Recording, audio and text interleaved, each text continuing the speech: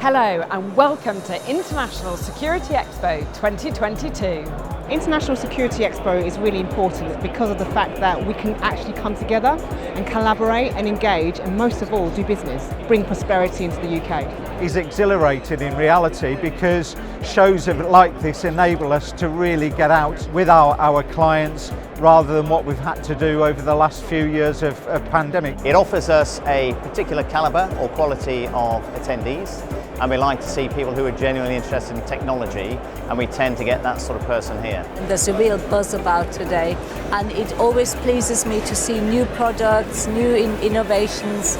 It's great and hopeful to see that my kids are safer in the future with all the new developments. This is where we come to collaborate with everyone from around the world. Back to business, especially in Britain. Unmissable and definitely worthwhile. The numbers coming through the doors today are amazing. We've got people from all the key agencies and areas to do with our security of our nation. That is great because, let's face it, at the end of the day, all of us here, everyone here, wants to make our people and our societies in the free world safer, and that is very good news.